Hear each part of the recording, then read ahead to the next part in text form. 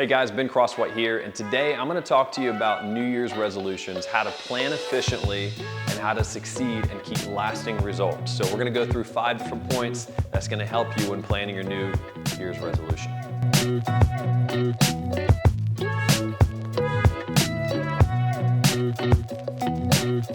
All right, so the number 1 point is to have weekly goals. Goal setting is very important, as New Year's resolutions are, but the weekly goals is really, really important. So having the weekly goals, which means that you have something to strive for. And not only that, but have someone to keep you accountable. You can't just set a weekly goal, have it in your mind that you're gonna lose this amount of weight, or you're going to, which by the way shouldn't be a weekly goal. It should be adding exercises, taking away certain foods that are not truly healthy for you, and trying to make little small changes each and every week, having new goals set. Even if that's extending your workout by 10 minutes each week or 5 minutes. But the weekly goals, have them written down. So make sure that these goals are written on paper. They're not just in your head, and make sure you have someone to keep you accountable. Personal trainer is great because you're paying them to do that. A friend may slack off. Usually they do. So I recommend doing a personal trainer such as myself or another good one in your hometown. And that's gonna help you keep those weekly goals. Okay, so number 2 point to help keep those New Year's resolutions is to keep motivation in different ways, different forms, until it forms a habit. Now, a lot of experts say it takes 28 days to form a habit. So the first 28 days, you need to make sure that you stay in repetition by having motivation, whether that's a picture, whether that is having different music each day, whether it's having an alarm go off every 2 hours saying what your motivation is, quote a Bible verse, that's one of my favorites, or a podcast listening while you're driving somewhere. That is huge. When you're reading consistently, you're listening to podcasts consistently, you're in your daily Bible, hitting motivation for discipline, going through Proverbs, whatever it is, that is gonna help you form a habit over the long term. But I promise if you don't keep the motivation, you don't have a picture there on your dashboard, or if you don't have the right music or podcast or Bible in your life, you're not gonna stick to it, and you're not gonna form that habit in 28 days.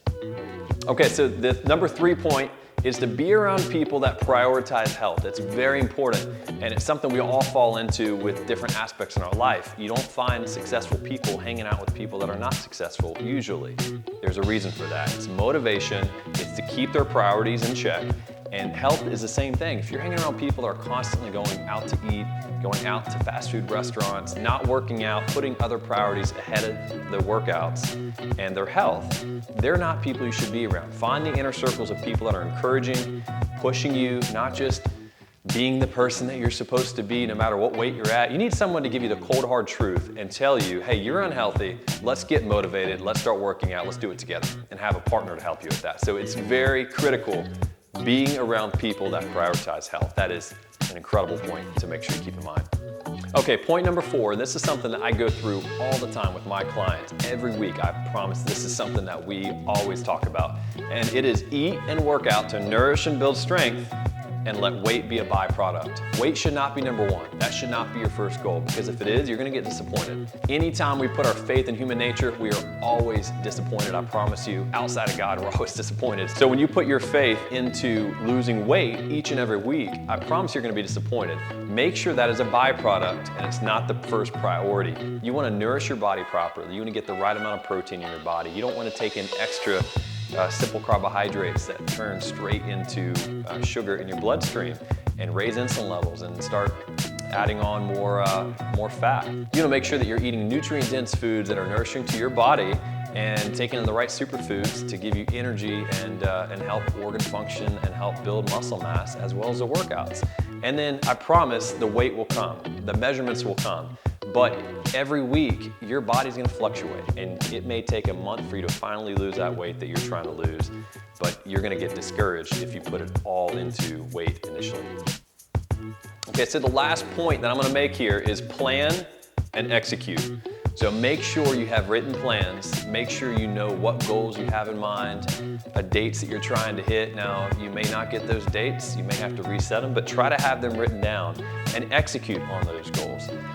You don't want to skip certain things with your workouts or with your diet, because when you do, you're going to go down a slippery slope and you're going to start getting rid of certain foods that you should be eating, or adding in certain foods that you shouldn't be eating, and every week it's going to be a compounding effect. And same thing goes to working out. You miss a workout because you're not feeling up for it, or because you got too busy. You're then putting urgent matters ahead of the important matters. And the important matters in your life are going to be God, your health, and your family. And those three are usually the ones that get disregarded. So make sure you put the important matters ahead of the urgent. Make sure you prioritize. Don't go down that slippery slope and that rabbit hole to where you start missing workouts and start adding in certain foods and saying, you know what, it's okay, just this week or just today. Get back on track and don't do it. Cut it out. Make sure you plan and you execute. So I hope you all enjoyed this video on helping with your New Year's resolutions, and have fun with it. Make it a lifestyle. Don't get bored. Don't get repetitive. Don't overwork yourself initially. I've seen tons of people get burned out. So make sure you follow these 5 steps. I've been doing personal training for about 16 years now, so I know where people hit their pitfalls, and don't be one of them. Continue, stay on path, stay encouraged, stay motivated, and if you need to, shoot me a message, crosswhiteathletic.com, and feel free to fill me in. I'd love to hear about your success and your stories or any questions you may have.